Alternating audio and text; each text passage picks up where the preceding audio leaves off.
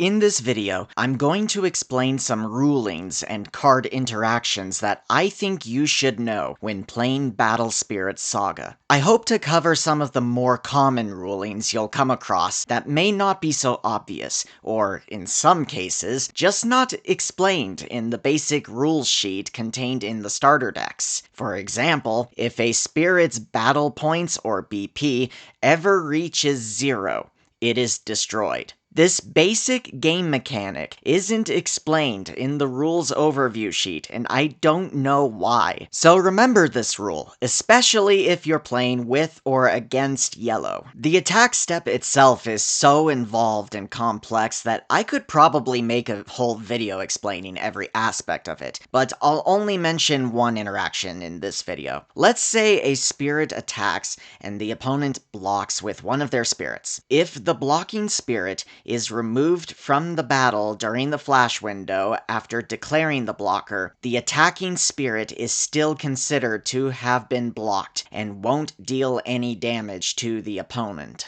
There are quite a few burst effects that trigger on resolution of a spirit's when summoned effect. If you play any of these kinds of spirits, most of the time you're not going to be able to avoid proccing these bursts, because most when summoned effects are mandatory and trigger even if nothing happens on resolution. For example, let's say you summon Nebula Dragon Andromeda. Even if your opponent doesn't have any nexuses or spirits to destroy with Andromeda's effect, the when summoned effect still triggers and resolves, proccing your opponent's set Star Blessed Draw afterwards. That being said, if you summon something like Magic Swordsman Dragonaga and you didn't pay the soul core for its when summoned effect, that effect doesn't trigger, therefore not proccing any set bursts. Same goes for something like Zigworm Nova. If you didn't ascend from another Zigworm spirit and or don't pay the soul core cost, its when summoned effect doesn't trigger. Keep this information in mind when playing with or against these burst cards. Most of the time,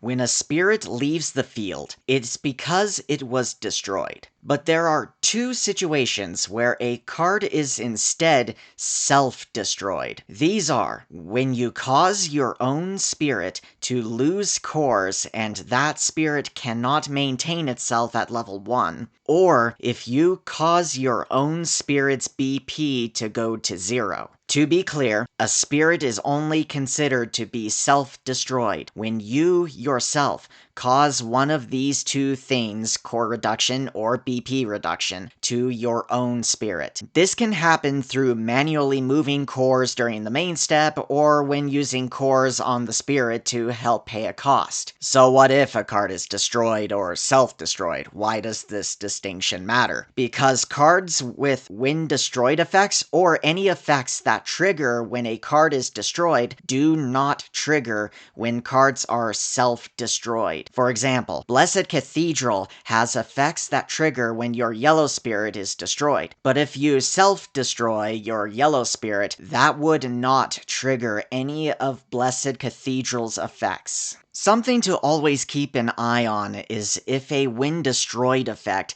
has a level requirement or not. For example, Air Avatar must be at least level 1 for its when destroyed effect to trigger. So, if a Cursed Dragon's effect removes Air Avatar's last core and is destroyed, the when destroyed effect won't trigger because it needs at least 1 core to be at level 1. On the other hand, you have Gun Knight Heavy Barrel, who doesn't need to be at any specific level to trigger its effect. Always look out for this kind of thing with core removal effects. One of the main gimmicks of white is armor. This reads, this spirit cannot be selected by the effects of your opponent's spirits, nexuses, or magic of the specified colors. The phrase I want to draw attention to here is cannot be selected. This is important because some card effects select while others don't select. If you're a seasoned Yu-Gi-Oh player, you should be very familiar with this concept. For example, this Grey Garmer wouldn't be able to be destroyed by a red card like Burning Force because it does select, while a red card like Stormbeast Emperor Thunderleon could destroy Grey Garmer because its effect does not select. Something else that isn't affected by armor is the Confront ability. This is because Confront affects the player. It's not selecting any spirits. It's pretty obvious that when you play a card from your hand that you must pay its cost in order to do so. But this is true if playing a card from